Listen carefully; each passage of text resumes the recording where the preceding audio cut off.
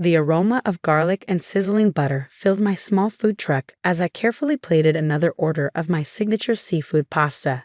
3 years at Le Cordon Bleu and a decade in Michelin-starred restaurants had taught me that even street food deserved perfect presentation. "Order for Sarah," I called out, watching another satisfied customer's face light up at the first bite.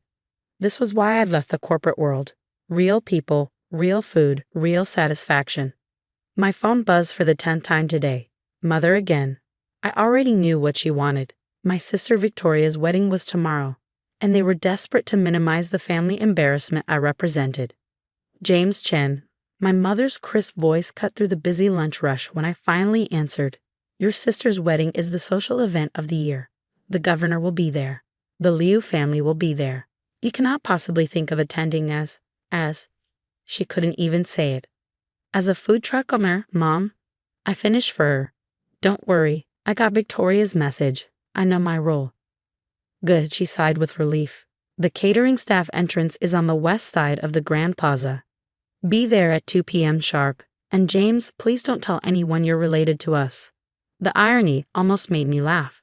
If they only knew that their embarrassment of a son, who'd abandoned a respectable banking career to run a food truck, had secretly become the youngest director of First Orient Bank 6 months ago. Not that I told them. When the chairman, Mr. Wu, had approached my food truck one day, I thought he was just another customer. Instead, he'd recognized me from my previous banking career and had been following my successful investments and market analyses published anonymously online. "Someone who understands both high finance and the struggles of small business owners," he'd said. "That's exactly what our board needs." The catch? My role had to remain confidential until the bank's major restructuring was announced next week. A restructuring that, coincidentally, would expose the massive fraud at my sister's finances investment firm. But today, as I closed up my food truck and changed into the white uniform of catering staff, I was just another server at my sister's $1 million wedding. The same sister who told everyone I'd had a mental breakdown when I quit banking to pursue my culinary dreams. The Grand Plaza Hotel was a showcase of excess. Ice sculptures, rare orchids, and champagne fountains filled the ballroom. The guests were a who's who of Asia's banking elite, many of whom had no idea they'd been secretly meeting with me in the boardroom for months. "James," Victoria's voice dripped with disdain as she spotted me arranging canapés. Her wedding dress probably cost more than my food truck. "Try not to embarrass us, and stay away from the main room when the Liu family arrives." I told them my brother was in Europe managing investments. If she only knew I'd been analyzing the Liu family's suspicious accounts just yesterday. "Don't worry, sis, I'll stick to the kitchen." "See that you do. Oh God, is that grease on your sleeve? Just stay out of sight." She swept away to greet more guests, leaving me to my catering duties. I circulated with trays of appetizers invisible to the wealthy crowd except when they wanted something. Then Mr. Wu walked in. The bank chairman scanned the room, nodding at various dignitaries until his eyes found me. For a moment he looked confused seeing his new director serving canapés. I gave him a small shake of my head and continued working. But Victoria had noticed his attention.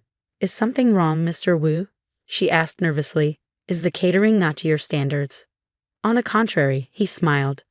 "I was just surprised to see. Never mind. Congratulations on your marriage to young Mr. Liu. Though I'm curious, have you discussed the recent irregularities in his firm's accounts?" Victoria's face paled. I don't know what you mean." "No? Perhaps you should ask your brother. He seems quite knowledgeable about financial matters." "My brother?" Victoria forced a laugh.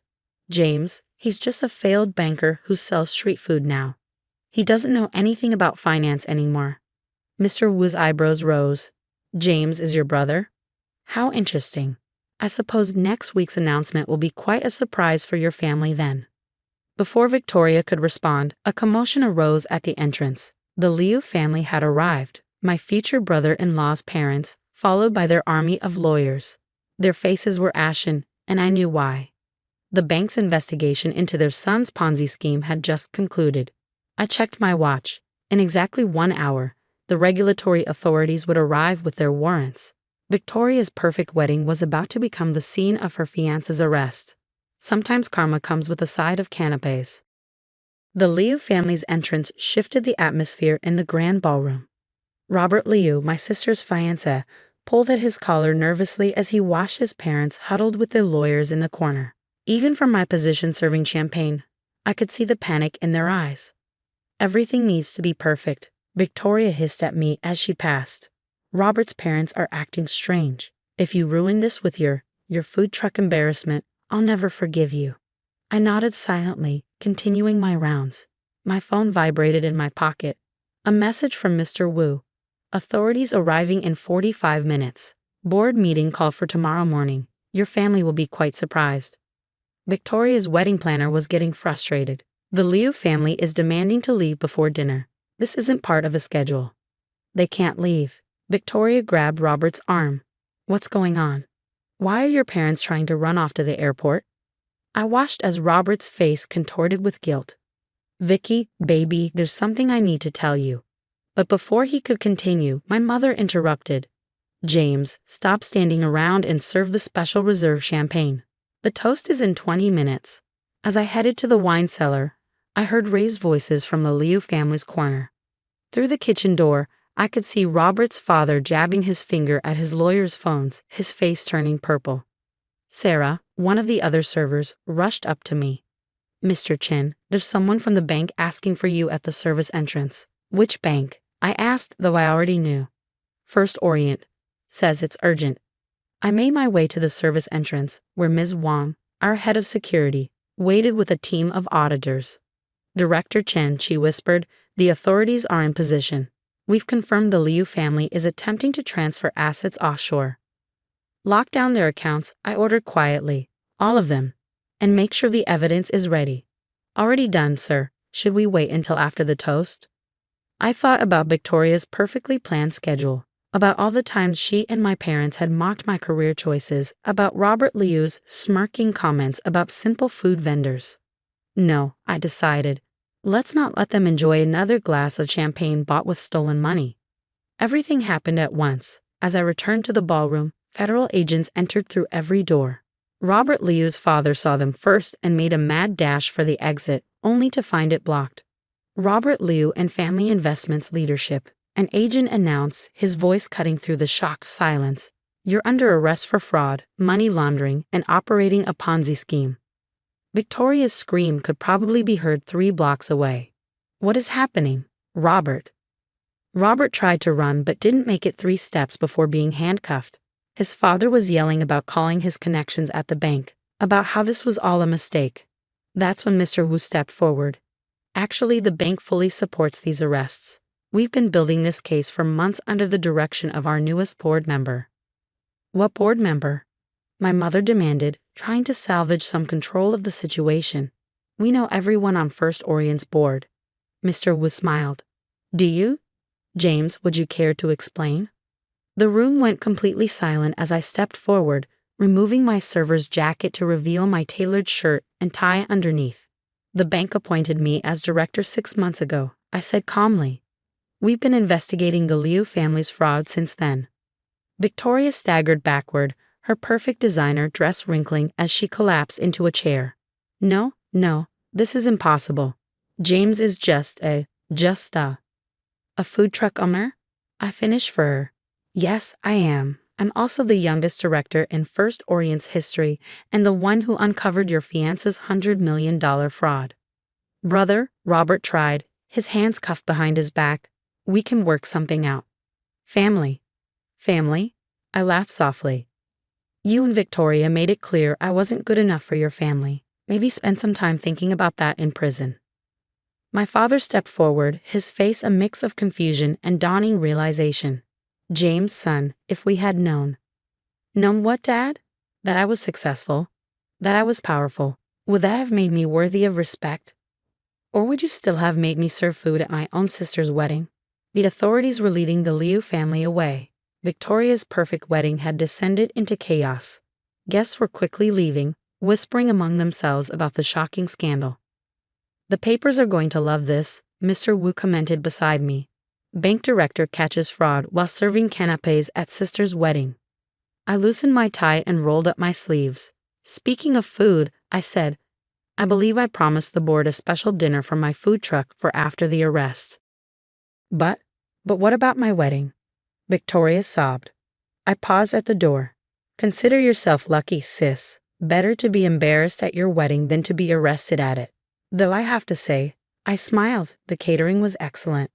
The morning after Victoria's disastrous wedding, my food truck was surrounded by reporters. Bank director's secret life as street food vendor dominated every headline. Business news channels couldn't get enough of the story. The humble food truck owner who had brought down one of the city's biggest investment frauds while serving appetizers at his own sister's wedding. Mr. Chen, is it true you uncovered the fraud through conversations with small business owners? Will you continue running your food truck now that your banking position is public? I kept cooking, serving my regular customers who now had to wade through a sea of journalists to get their lunch. Mrs. Lee, who'd been coming for my laksa every Tuesday for 2 years, pushed past the TV crew with her usual determination. These people don't understand, she declared, accepting her steaming bowl. Your food is more important than any banking scandal. That made me smile. She was right. The simple joy of serving good food mattered more than all the media attention. My phone had hundreds of missed calls, mostly from family members who'd suddenly remembered how much they loved and supported me. Victoria had fled to a spa resort to recover from her trauma. Our parents were hiding from the press at their country club, desperately trying to spin the story. James. My mother's voice was strained when I finally answered her call. We need to talk about damage control. Your father's friends at the country club are asking questions. How could you humiliate us like this? Humiliate you? I kept working as I talked, expertly plating another order. Like you humiliated me by making me serve food at Victoria's wedding?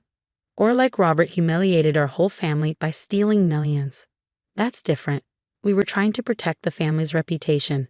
Having a son who runs a food truck. A food truck that earns more in a month than Victoria's luxury boutique makes in a year. I interrupted.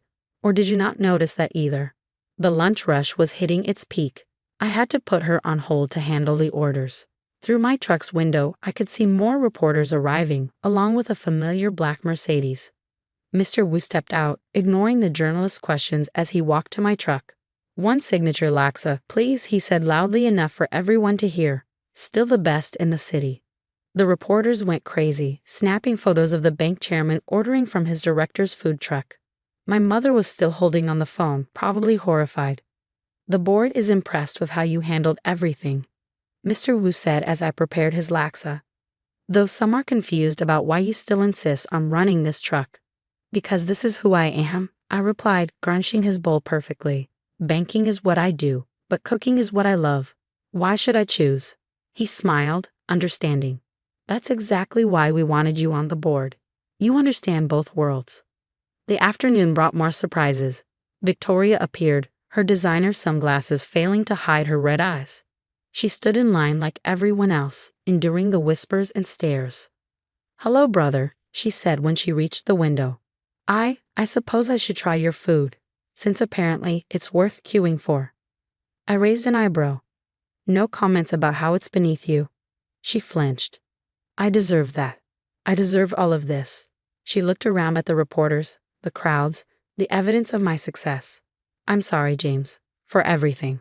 For thinking I was better than you because I married into money instead of earning it myself. Victoria, no, let me finish. When Robert was arrested, do you know what I realized? All those years I spent looking down on your choices, you were building something real, something honest, while I was dating a criminal because he had the right family name. I studied my sister's face, seeing genuine remorse for the first time in years. Wordlessly, I started cooking, preparing my signature seafood pasta, her favorite when we were kids, before status and appearances became everything. On a house, I said, handing her the perfectly plated dish. She took a bite, and tears welled up in her designer sunglasses. This is incredible. All this time you were actually following your dream, weren't you? Well, I was just following other people's expectations. The reporters were going wild, photographing the disgraced socialite eating at her brother's food truck. But Victoria didn't seem to care anymore, savoring each bite like she was rediscovering something she'd lost. You know, she said finally, Robert never once cooked for me. He said it was servants' work. And now he'll be eating prison food. I couldn't resist adding. To my surprise, she actually laughed. I guess I needed that reality check. We all did. As the afternoon wound down, Mr. Wu returned with several other board members.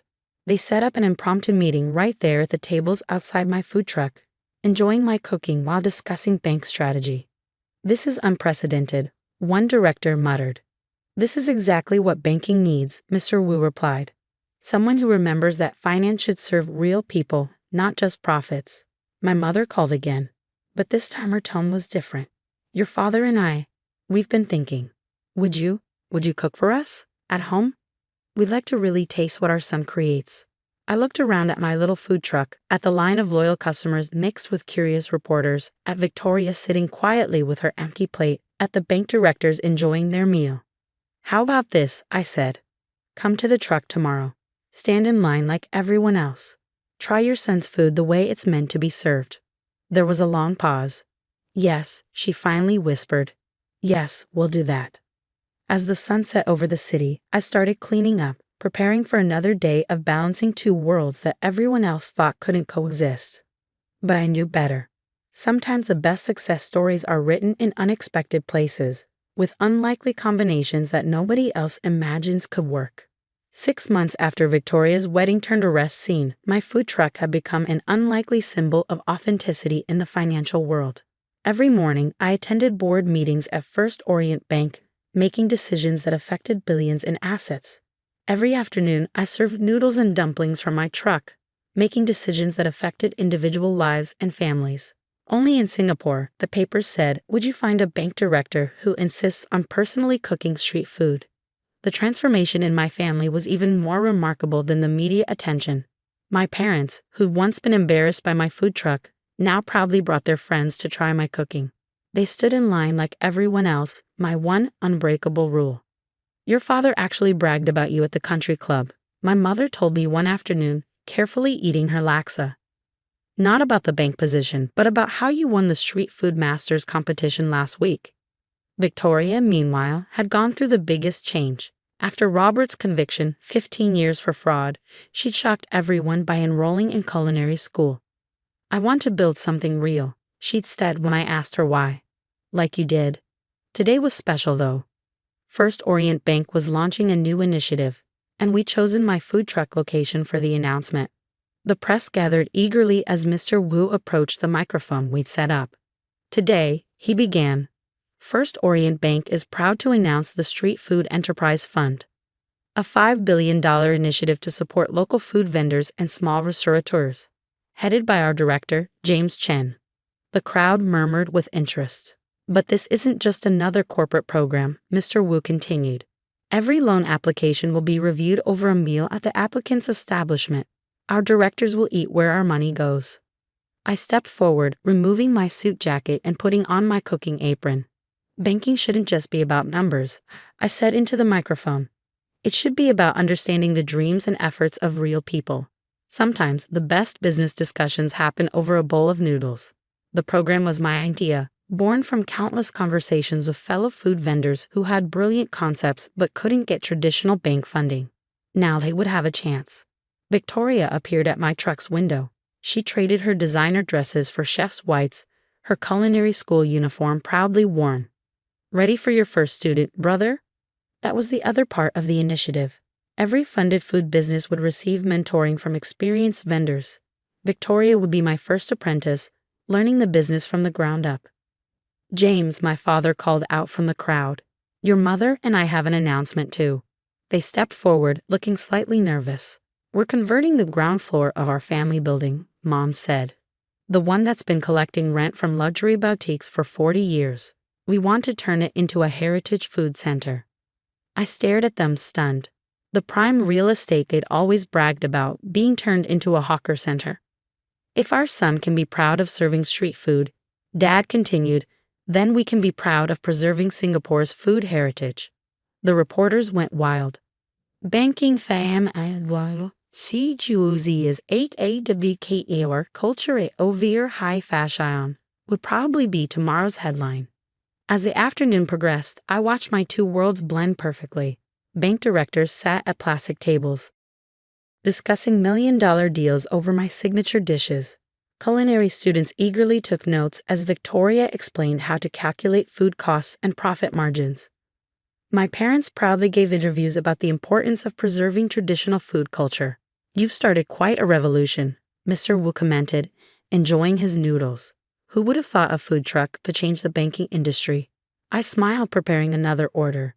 Good food, like good banking, is about trust and dedication, about making something that truly serves people. Later that evening, after the crowds had gone, my family gathered around a table outside my truck. I cooked them a special meal, all their favorites that they'd once been too proud to eat in public. "I understand now," Victoria said softly, watching me cook. "Success isn't about looking important. It's about being important to people's lives." Mom wiped a tear, probably remembering all the times she'd begged me to quit the food business. "We were so wrong, James, so wrong about everything." "No," I corrected her, plating the final dish. "You were just looking at success from the wrong angle. Sometimes the best view isn't from the top of a banking tower, it's from a food truck window." Dad raised his glass. "To my son, who taught us that dignity isn't about what you do, but how you do it." As we ate together, surrounded by the night lights of Singapore, I thought about the journey, from the son they were ashamed of to the son they finally understood, from the brother Victoria looked down onto the brother she now wanted to learn from, from a banker who loved cooking to a cook who changed banking. My phone buzzed, another aspiring food vendor applying for the new program. Tomorrow, I'd review their application over a meal at their stall, making decisions that could change their lives while remembering exactly why I chose this dual path. Because sometimes the biggest impact comes from the smallest windows and the truest success stories are served one plate at a time.